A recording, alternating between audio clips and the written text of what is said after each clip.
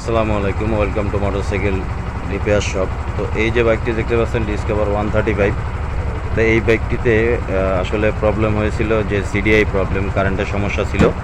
এটাতে যে সিডিআইটি লাগানো হয়েছে সেটি হচ্ছে ডুপ্লিকেট সিডিআই ছিল, মার্কেট কোয়ালিটির। তো আসলে বাইকটি ঢাকার বাইরে গিয়ে নষ্ট হয়েছিল, যার কারণে সেখানে অরিজিনাল সিডিআই পাওয়া যায়নি। তো বাইকটি তো চালাতে হবে, যার জন্যে সে ডুপ্লিকেট সিডিআই লাগিয়ে বাইকটাকে নিয়ে আসছিল। আমি আপনাদেরকে সিডিআইটি দেখাবো।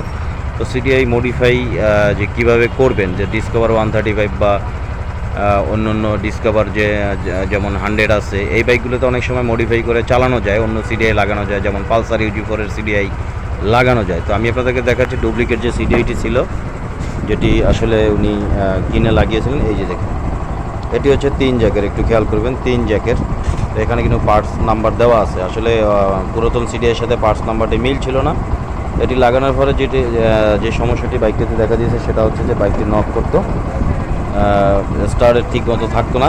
তো কোনোভাবে চালিয়ে এসেছেন। তো এখন যে সিডিআইটি লাগানো হয়েছে, এই যে দেখতে পাচ্ছেন, এটি হচ্ছে 2 জ্যাকের সিডিআই। আমি আপনাদেরকে দেখাচ্ছি, এই যে দেখুন 2 জ্যাকের। এটি কিন্তু পালসারের সিডিআই লাগানো আছে। তো আপনারা চাইলে কিন্তু এভাবে পালসারের সিডিআই লাগিয়ে বাইক কিন্তু চালাতে পারেন।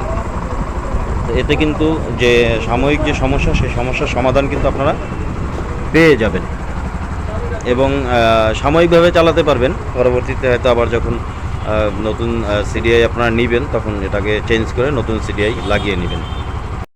এই সিডিআইটি কিন্তু 3 জ্যাকের, এই যে খেয়াল করুন।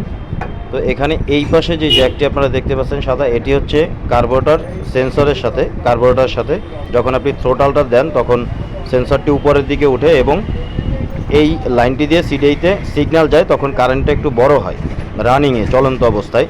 তো যাই হোক, এই জ্যাকটি আপনারা যখন মডিফাই করবেন, পালসারের সিডিআই লাগাবেন, তখন কিন্তু এই জ্যাকটি আপনাদের প্রয়োজন পড়বে না। দেখুন, আমি এখানে কিন্তু এই জ্যাকটি অলরেডি খোলা আছে।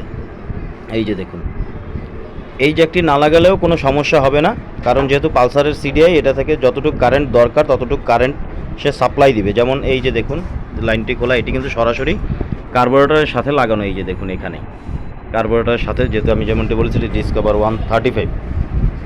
তো এতে করে পালসারের সিডিআই লাগালে যেমন উপকার হয় যে কারেন্টের শক্তি একটু বাড়ে, কিন্তু তেমন কিন্তু ক্ষতিও আছে। সেটা হচ্ছে যে বাইকের যে কানেক্টিং রড থাকে, এটি কিন্তু দ্রুত নষ্ট হওয়ার চান্স থাকে, দ্রুত নষ্ট হয়ে যায়। তো আপনারা যদি কখনো বিপদে পড়েন বা সাময়িকভাবে লাগিয়ে চালাতে চান, তাহলে লাগাতে পারেন, কিন্তু পরবর্তীতে আপনি আপনার গন্তব্যে এসে বা যেখানে পার্টস পাওয়া যায় সেখানে এসে অবশ্যই সিডিআইটি চেঞ্জ করে ফেলবেন। যেই গাড়ির সিডিআই, ওই গাড়ির সিডিআই আপনি লাগাবেন।